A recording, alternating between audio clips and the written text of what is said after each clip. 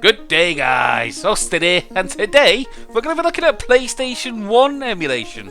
In fact, to be more specific, we're going to be looking at the Xebra emulator for the PlayStation 1. Now, I know what you're thinking. We've been down this road on numerous occasions. We've looked in depth at various emulators already for the PlayStation 1.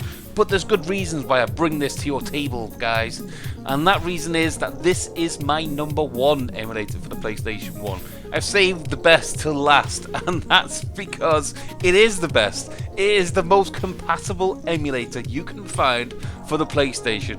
And it emulates this pristinely perfect compared to all the other ones. This blows them all out of the water.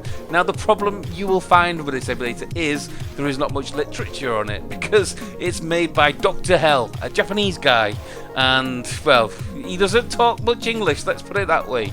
Now, there's a few tutorials around, there's a few places where you can grab this emulator, but trust me, guys, it's not up front. You have to delve into the darkest regions of the internet to find any kind of useful information to get this not only working, but working to its full potential. But that's what I do. So not only are we going to be installing this emulator today, but I'm going to show you something that has never been done with this emulator. Well, not in terms of tutorials or guides anyway. We're going to be adding post-processing effects to this emulator. We're going to be adding shaders, we're going to be adding filters, we're going to be adding all sorts to it. And this will be, trust me, your #1 go-to emulator for the PlayStation 1 games. So without further ado, let's get stuck in.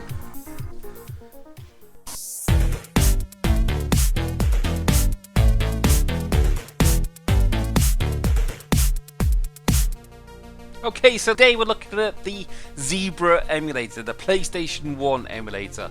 And the reason why this is so good is because it's not just an emulator. It doesn't just emulate games, it actually emulates the PlayStation 1 system in general.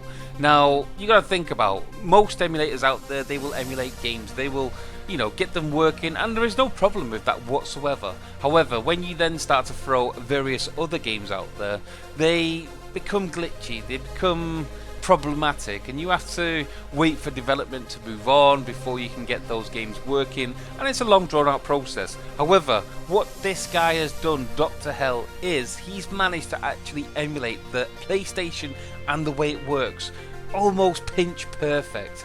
This can emulate well, I've never thrown anything at it and had trouble with it. It emulates absolutely everything perfect, and when we go into more detail, you'll see the kind of work and the kind of information that this guy has put down, because he's torn the PlayStation and the way it works apart, and he's rebuilt it in terms of an actual program. This is emulation on another level. Now, this is a double-edged sword. It's got its own little beasts within, because although the emulation is perfect, it's perfect in terms of PlayStation emulation, or in terms of the actual PlayStation itself. So there is no 4K resolution, there is no added extra effects, there is no post-processing stuff, there's no plugins, no features. You've actually just got the bog standard PlayStation itself. But you know me, I don't just stop there. Not only am I bringing this rare emulator to you, I'm actually going to show you something which hasn't been done before, and that's to add extra effects to this emulator, because I don't just live with the normal, I like to go extreme. You know me, guys, we live on the edge, and that's what we're going to do today. We're going to live on the edge, and I'm going to show you how to get every bit of nutri-goodness emulation out of this, but then take the visuals to the next level. So hang on to your seats, guys, and take note, because here we go. Okay, so this is the website. In the description down below, I'll give you a link to here. This is Dr. Hell's website, and what a website it is. It goes into a hell of a lot of detail. However, as you can see, it's not my tongue, it's not my dialect. I cannot, read anything of this. If I do a bit of Google Translate, it will give me more information, and I can probably read a hell of a lot of this. However, then we will then find out that there's not much actually in terms of the emulator itself. Yes, the way it works, yes, the way PlayStation works, there's a hell of a lot of information on that, but none of it that will probably aid you in your quest for getting your games to run. So that's why I have put a pack together for you, and in the description down below. More than likely going to be a link to a mega site. Download that, and well, I'll aid you through it. But as you can see, his website, yes, you know, it's a dream come true for anybody that wants to start programming emulators and, you know, see the real-time progress that people have made and the way they go about interpreting the actual way consoles run. But in terms of getting the emulator to work for you guys, not much there at all. So, like I said, description down below, download it, you'll end up with a file similar, if not identical to this. And it's a compressed file, 7-zip, so I use the 7-zip program itself to uncompress, decompress, or extract, whatever it is you call it. So, I don't know, extract here. And here we go. It's just made this. And this is the pack that I've put together for you. It's the emulator and everything that you will need to get this working. So within here is the actual Xebra emulator itself, the application. There's a file or a program which he's put together to, you know, transform various different formats into a CCD format. Also some memory card stuff, but we won't go into too much detail about any of this. We will go into detail in actually getting the emulator working. It's not rocket science at all. So, well, let's get stuck in. First off then, run the emulator. As you can see, it's not much to it. Again, you know, it's just the way it is. Going through the actual settings and, you know, features that it's got, it's all more or less interpreting the actual physical features of the PlayStation itself. So as you can see, it's got, you know, power, switch on, pause, obviously you got the pause button on your control pad, but that's pause the actual emulator itself. Reset like it did on the actual shell of the physical PlayStation, and then we start going into the actual physical stuff that you can do with it, like open shell is basically open the lid, close the lid. So if you were to, I don't know, do multi-disc systems and stuff, if you were going to do this specifically through the emulator itself and the way it interprets it, you would have to, I don't know, change the disc, open the lid, blah de blah, go through the same rigmarole as you would physically have to do. It's perfectly done, but it's crazy the way it does it, you know? It's not the norm. But hats off to the guy, it's 100% accurate. So, the first thing we need to do to get this up and running is, let's have a look. Controller. Configure your controller. I'm not going to talk you through this. Basically, you choose whatever controller you want. Then you choose whatever controller you want to interpret it as. And then you go through the various keys and settings here to, you know, designate whatever setting you want as a controller itself. It does work on any controller, I've been told, as long as your Windows can pick up that you've actually got a controller inputted on your system, then this can also pick it up. I've not experimented that much. I've got this working on a PS4 controller, I believe, and I've got it working on a 360 controller, so there was no issues there with me. So okay, click out of there. I'm not going to show you how to suck eggs. I'm sure you can set up a controller on your own. But what I'm going to do is show you how to get these games working. Again, it's not rocket science. You've got to think about the way the actual physical PlayStation would have worked back in the day. So the first thing we need to do is actually, well, normally when you put a PlayStation 1 emulator up and running, you would first off pick the BIOS. Dr. Hell himself has actually made his own BIOS. You don't need one to run anything, and the good thing about it is that it's a multi-BIOS. It will play from any region at all, which is something that originally, prior to 2015 with this emulator, it didn't do.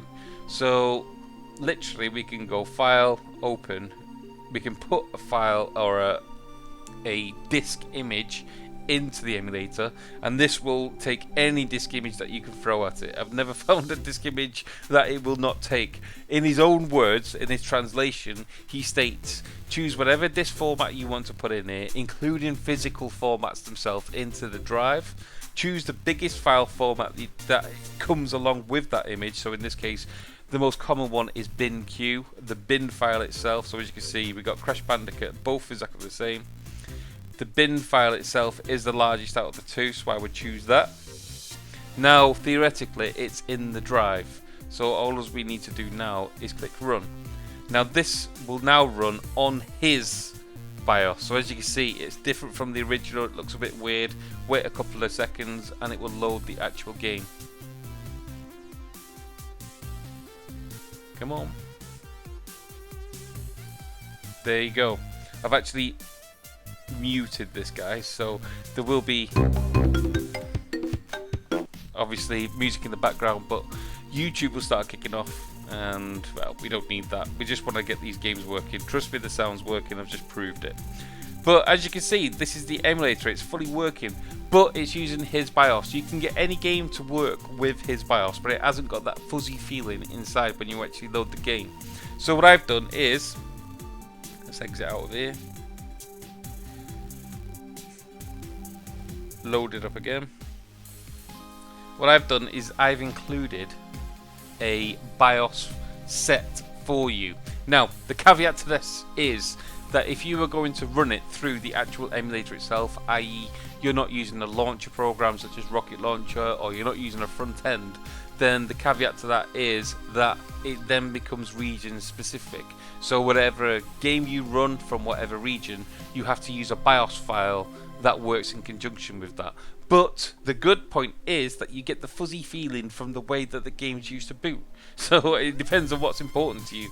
Do you want the games to give you that feeling on the inside to think, oh yeah, I like that? Or do you want it to just run the game and then enjoy it as it was? It's up to you completely. But I've included for you, if you go into the OS ROM image, go into the emulator itself or the files that you just downloaded, BIOS, choose the BIOS file which suits your region, then go in fact, I'll just make sure I've got the right image because I know that kicks off about the games. So again, the same game, bin file, run it. In fact, I will now put the sound on so you can listen to the fuzzy feeling.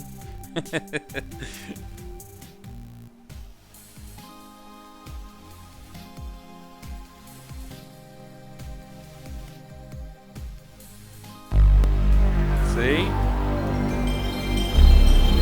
Now to me, that's the way PlayStation was. That's the PlayStation feeling. And as good as a multi-BIOS is, you don't get that fuzzy feeling.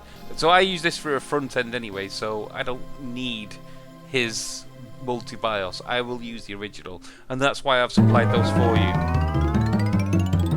But for those of you who are just working this for the emulator, please bear that in mind. It is region specific for the BIOSes if you use the original ones. So that is it. That is the actual emulator up and running. It's working. There isn't really much else you can play with apart from multi-discs and something like that. Notice when we go full screen, it will stretch it. If you've got a widescreen monitor or something like that, it will stretch the screen to suit your monitor, and that is obviously something which wasn't available back then. Well, I don't know anybody back in the 90s who had a widescreen TV unless you had some rich parents. So what I like to do, because I hate stretching games that aren't natively in that format, is which one is this now? This is where you've got to play around to suit your needs. You've got 3 different options that you can play with here. You've got width, height and scale. Normally, if you are to choose the width, then basically what will happen is it will just bring the sides of the emulator in because it will do the width. You know, it depends on the screen that you're using. So if I was to make this full screen again, do view, and this time we'll go for height.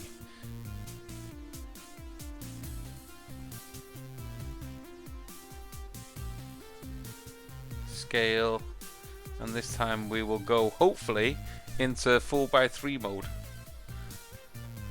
Let's put the scale down because obviously now we've gone into that mode. Height. Oh Jesus. See, this is where you really got to start messing around. It's hard to get your head around because this is relative to whatever screen you're running. So I'm going to put that to there. I'm then going to scale this up. There we go. So now if I was to go full screen, as you can see, it keeps the 4:3 ratio. But as you can also see, you've got to have a mess around to find what works for you.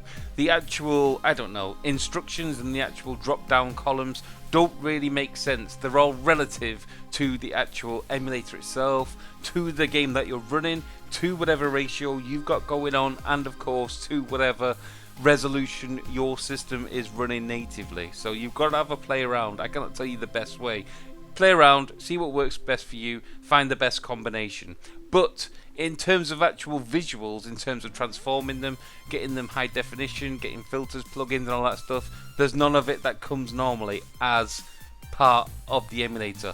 But that's what I do. I bring extras to you. So look forward, because we're going to transform this wonderful caterpillar into the most beautiful butterfly you will ever imagine.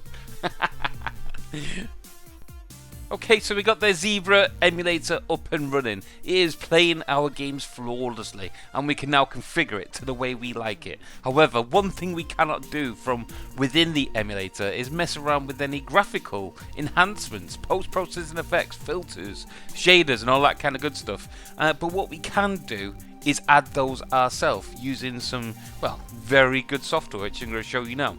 So, first off then, take yourself to this website.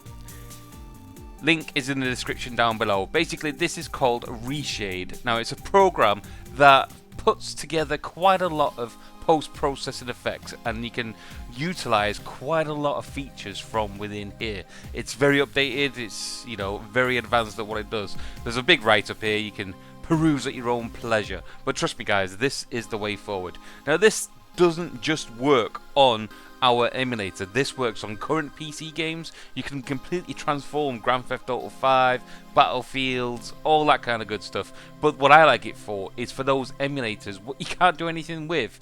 You know, you've got no graphical options. There's nothing to play with.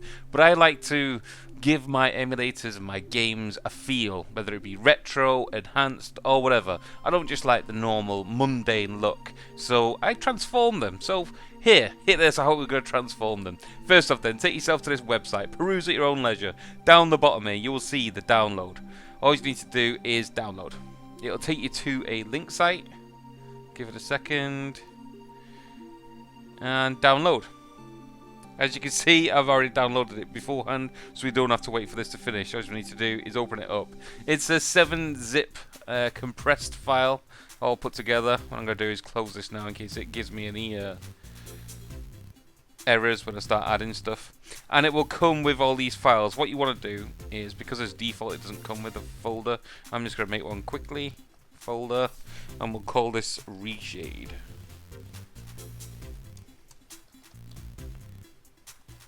Okay, then all you need to do is extract this to wherever you want to put it. As again, I'm putting it in this Reshade folder to keep it all organized, and now we can get rid of it. Don't forget, it's a 7-zip compression, so I would encourage you to use a 7-zip decompression or extraction or whatever you call it. Anyway, we digress. Let's look inside. Okay, this is the bountiful program that it has, and this can use loads of different effects. Inside here are the main ones which come as standards. So we've got the old favourite, Sweet Effects, Personal Files, yeah, whatever, that's not effects. Mic effects, Gem Effects, Custom Effects, and Basic Effects. Also on the website, I'm not going to go into too much detail, but it's pretty self-explanatory. If you go into the forums, go into shaders and effects, presentation. In fact, in loads of places on these forums, there's loads of different ones that you can actually download and mess around with your heart's content. But basically, I'm just going to show you how to use this so you can use the base package. If you want to go into more detail, especially with a lot of the modern games, then you can well, completely transform them. Again, there's presets, so you can have a look at ones that people have already made and try them on yours, tweak them, enhance whatever games you're doing. But again, we digress. Today we're focusing on our transformation of the emulator. So let's navigate back to the root of this. So here is our Reshade folder. First off, what you need to do is actually load up Mediator. It will pop up with this little message telling you all about it, agreements, blah de blah, terms and conditions. Peruse at your leisure if you wish. However, I'm just going to exit out, and this is the actual mediator itself. It looks a bit weird, to be honest. It's not got many features going on, but this can be used along with many emulators. Basically, as we'll show in a second, you can build profiles, you can build different games, so each game's got a different profile, and you can add that profile to a different game completely. And it's really good the way they've done it, to be honest. But again, let's get stuck in. So this is Mediator. The first thing we want to do is, it's got information here that will aid you setting it up. So if you get stuck, basically read the writing. It'll tell you all about what to do at what point. However, what we want to do is press add, and now what we want to do is point this at our executable file. So as we were talking about, we're first off going to be using this with Xebra, or Zebra, however you pronounce this, and we want to point it at the Xebra executable. So come out of here and let's look for it. It's on the desktop somewhere.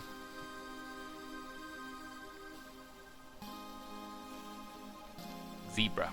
Okay, so basically it's given us all that. Now what we need to do is use whatever rendering device or technique it's going to be using. So in this instance, we know it's going to be using OpenGL because that's what Xebra uses. If you're doing this for a modern PC game or whatever of your emulator, think about what rendering device you're going to be using, whether it's going to be DirectX 3D 9, 11, whatever. But these are the ones that are supported so far. However, I know that this uses OpenGL, so I'm going to choose that. Once that's done, press confirm.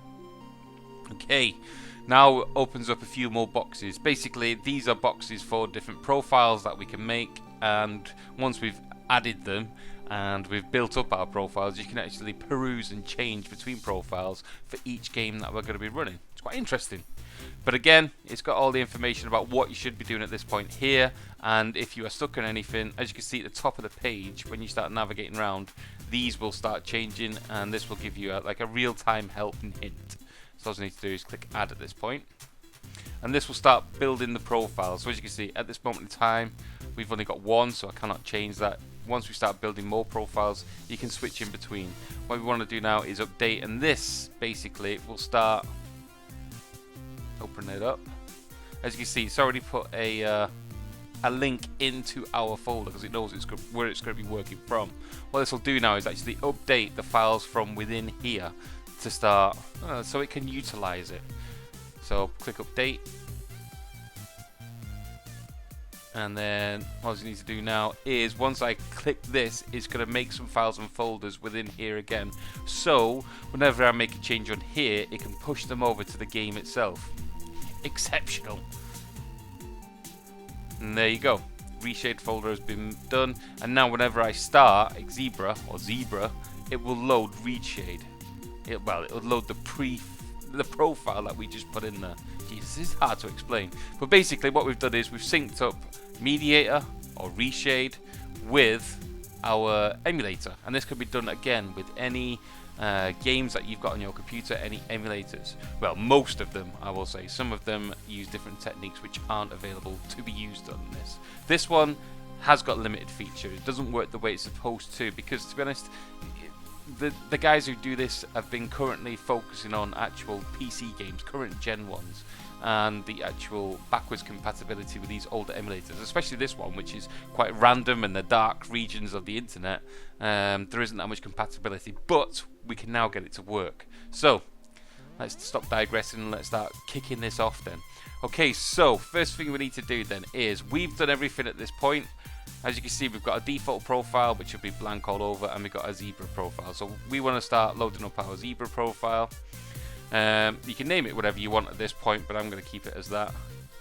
You can also load predefined profiles that people have already made that may be compatible with whatever game or program you're using. Again, look at the profile. Some of them are quite vague, some of them have got different things going on. As you can see, there's not much to play with at this point, but we're going to build our own today, and the way we do that is by basically building it up. Now these are all the different enhancements that you can give it. I mean, look at all the different plugins and things that you can start messing around with. It's quite advanced, and for me to go through them all you know, I'll be here all day, is for you to peruse, because I don't know what kind of thing you're looking for. Me, myself, I like to go for the retro look for the PlayStation, because it's how I remember it, so I don't want the pristine graphics and things like that. What I want to do is give it the ultra retro look. So first off then, what I want to do is actually load it up, so then I can see what's going on in real time. So, got it loaded. Go through the rigmarole of setting this up manually. So I've got, I don't know, CD-ROM image. Let's do Crash Bandicoot again. So then we got a baseline of what we know we're looking at. Load it up. Run. Give it a second to boot up. And as you can see, Reshade has now synced in with this, so it gives us a little warning thing of what's going on. Is my my volume's still down. We don't really need volume for this. Okay, so we wait for the game to actually load up, and now we can start our effects, to be honest. First off, what I want to do is go back to the setup. I want to do float on top, because I want to keep this on top. It's much easier to mess around with the settings from within here if you're in windowed mode, so you know, it's common sense. Unless you've got multiple monitors, and then you can start spreading things around. But if you've got full screen going on, then you can't exactly mess around with your settings. So when you're configuring whatever game or emulator you're doing this on, make sure it's windowed. It makes life a lot easier just while you're going through the configuration stage. Okay then, so let's go back to where we were. These are the various different settings we can do.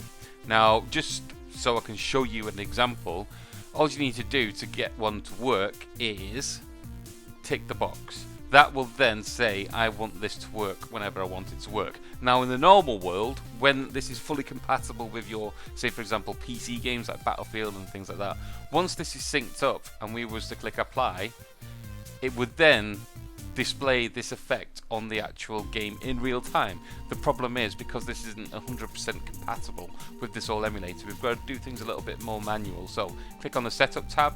At the bottom here you'll see permanent push to application.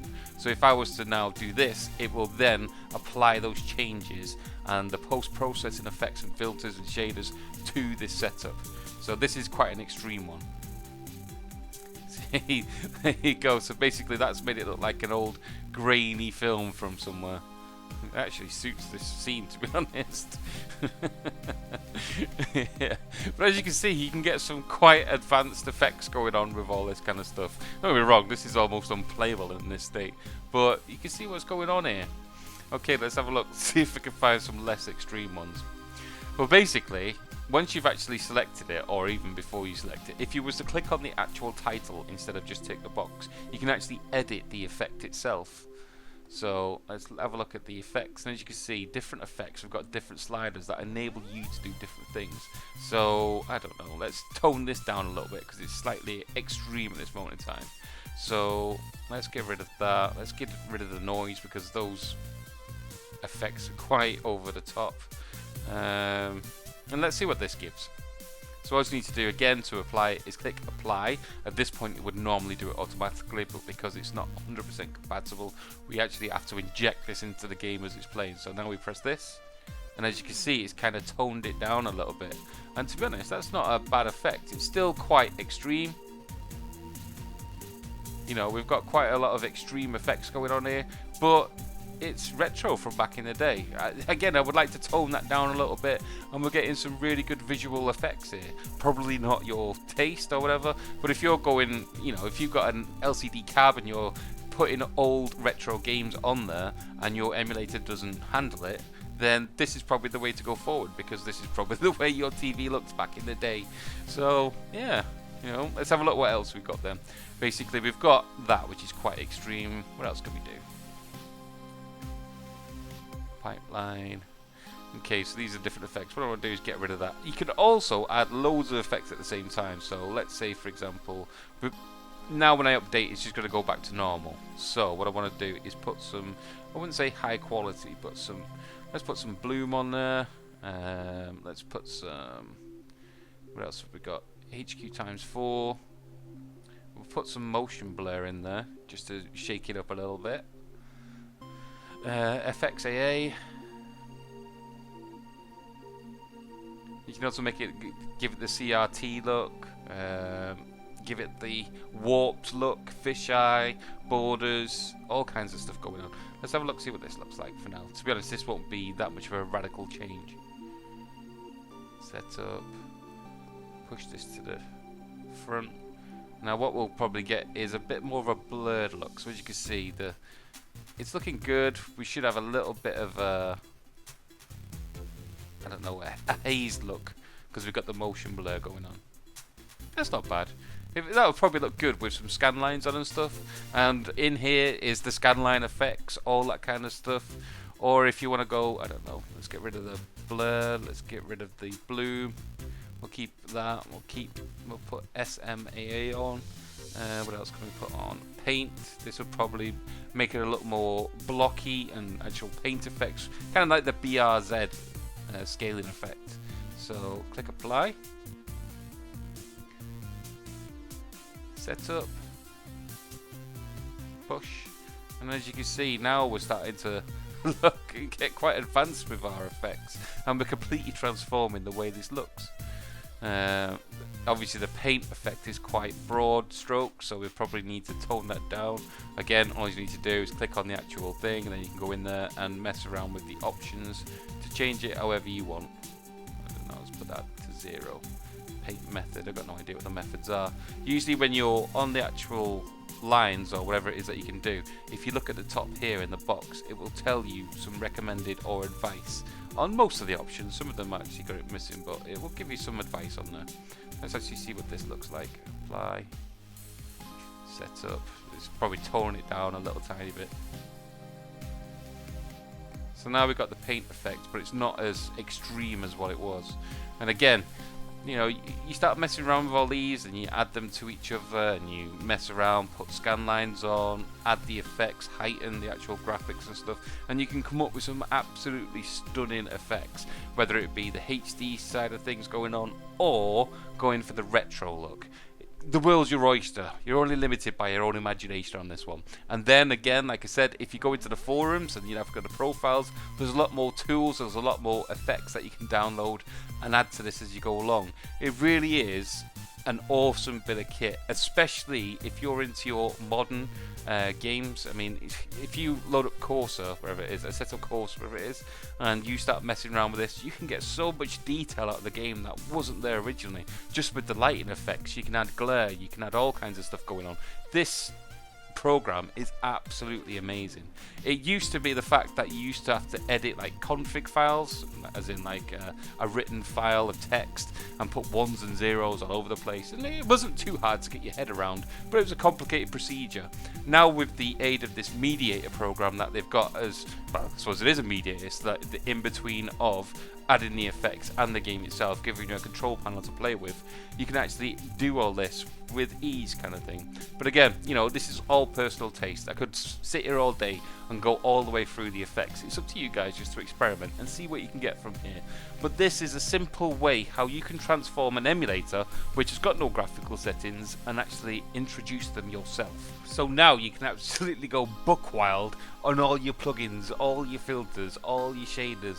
You can introduce new effects. It's a good idea to start basic. Find the feel that you kind of like and then start tweaking it. Add a new effect, tweak that one, add a new effect. Build it up until you find something that you really like and that really suits the system and the games that you're playing. Once that's done, save the config, start building new ones. You can build them for all your systems, all your emulators. You can even start to build them on a game by game basis. The world's your oyster. So yeah, there we go guys. That is tutorial complete. You are now free to go forth and build your empire of beautiful PlayStation 1 games and possibly some more PC games. You know, I've given you the tools. It's up to you to hammer the nails. Well, that's it guys. Thank you for joining me on today's tutorial. Look forward, yes, we are going into the hyperspin side of things. Don't worry, I've not forgotten, we're not leaving it behind or anything. And the same with all the other front ends and tutorial guides. But especially with the Hyperspin at the moment, there's some major updates on the way, especially in terms of the rocket launcher. What I don't want to do is make a guide and then it be outdated in a matter of days because they've just updated it and all the options have changed. I don't want to make 2 guides for the sake of it. So please wait for the new rocket launcher to be unleashed upon the public, and I will update and make the guides which you've all been waiting for in no time. Yeah, also look forward with getting back into the Pi kind of things. That's why I did the Kodi setup, not because I want you all on Kodi, but because now we're going to start introducing games to that, cross-platforming, so we can do the front ends with Kodi and vice versa. We're actually going to put a front end into Kodi. We're going to start with the Steam stuff, we're going to start with the PC games. Oh, the possibilities are endless. But that's it for today, guys. I'm not going to draw this out anymore. Thank you for joining me. Please like if you like this video, please subscribe if you like the stuff that I do. But most of all, guys, most of all, you have a good day. Laters!